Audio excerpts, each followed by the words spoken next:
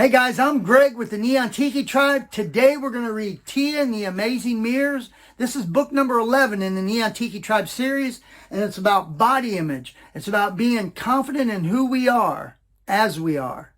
The Tiki Island Elementary School bus was full of talk, laughter, and excitement as it headed out toward the fairgrounds. Today was the Tiki Island Festival, and Mrs. Nicholson's whole class was going.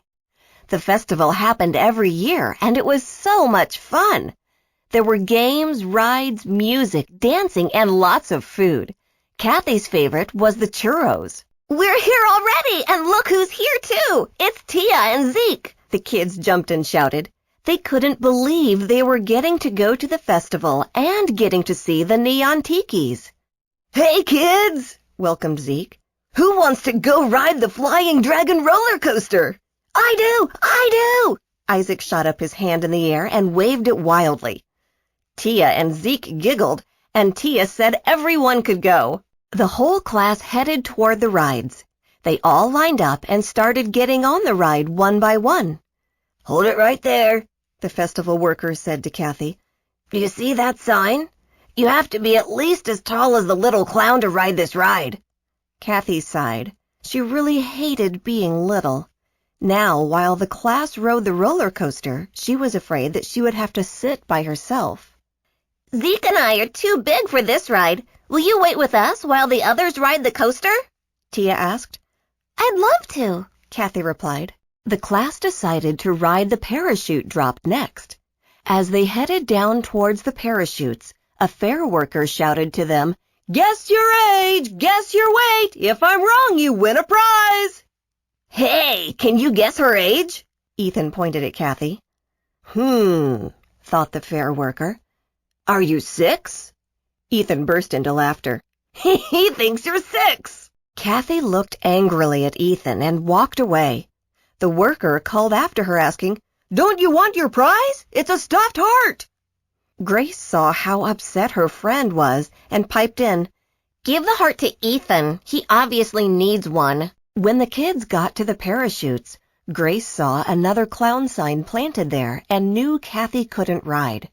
"I can wait with you," she offered. "It's okay," answered Kathy.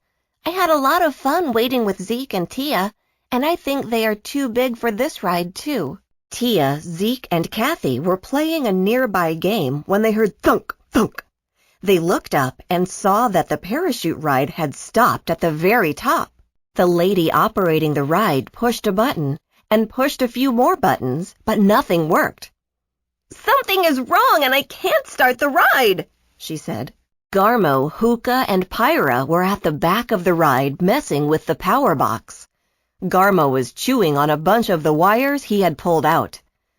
"Quit drooling on my head, you big lunk," fumed Hookah. "Can't you see I'm working here?" Garmo spotted the neons and froze. He spit all the wires out and onto Hookah. "Ew, gross," Hookah snarled. "Didn't you ever learn to chew with your mouth closed?" Kathy and the Tikis walked toward the back of the carnival ride. As soon as they turned the corner, Tia spotted the problem. "Look, Zeke, it's the Tiki Tribe!" "It looks like they stole a lever from the control box," said Kathy. "Hold it right there, Tikis!" ordered Zeke. Zeke and Tia turned on their super-powered sunglasses and rushed at the troublesome trio. "Nice try, Neon Stinky Tribe!" taunted Hookah as he surrounded the evil Tikis with a giant smoke screen. By the time Tia got it all washed away, Hookah, Garmo, and Pyra had run off. "Where did they go?" Tia asked. "Without the lever, I can't get your friends down from the ride," the lady said.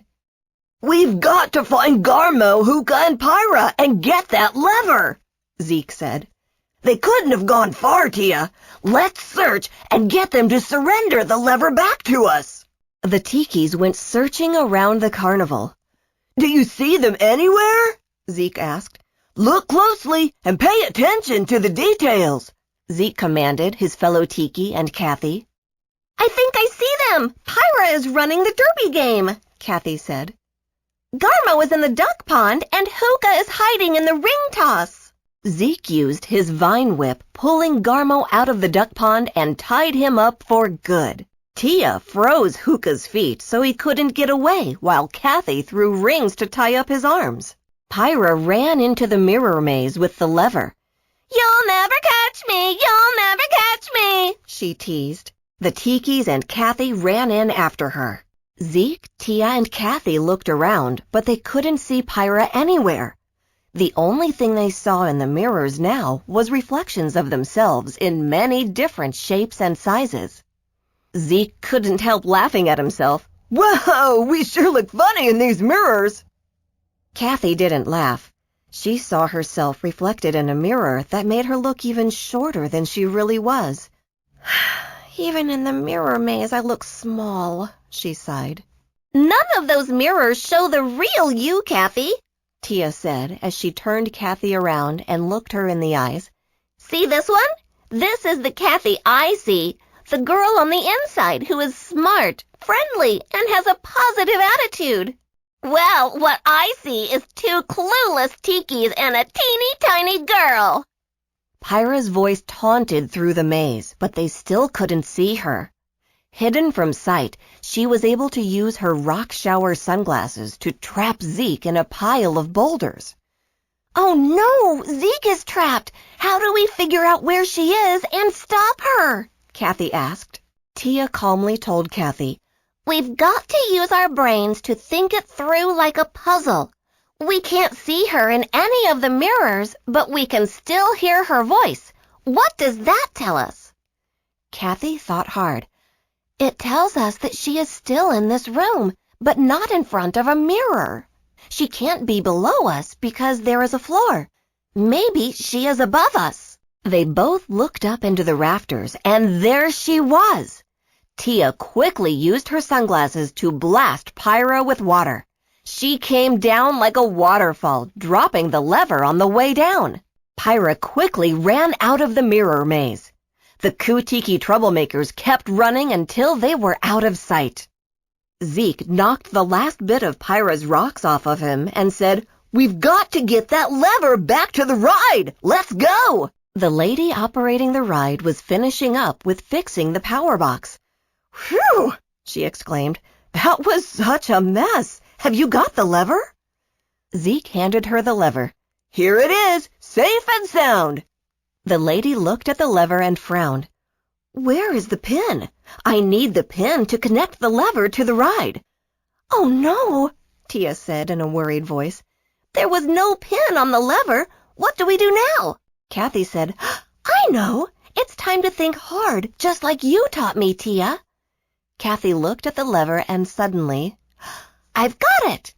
She pulled a hairpin from the back of her hair. "I think you can use this if you just bend it a little bit."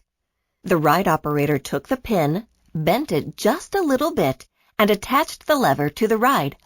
"It worked!" "Hooray!" shouted the class as the parachute ride was slowly lowered. "Kathy fixed the ride!" Ethan gave Kathy a big hug and a big thank you as soon as he got off of the ride. Kathy laughed and said, "I may be small, but my heart, courage, and intelligence are huge." Tia smiled and said there was a great lesson that we could all learn from this. Kathy asked her what that was. "We all need to know that our size is only a small part of us," Tia continued. "Our looks don't make us any better or any less than anyone else. We are all unique, and it is how we think and how we act that makes us who we are." Tea and the Amazing Mirrors, another great book in the Neon Tiki Tribe series about body image. It's about having great confidence in who we are just as we are. There's only one of us in the world. We're absolutely special. So it's about being confident in who you are. We're so glad you were here to read along with us today. We hope to see you soon. Thanks so much.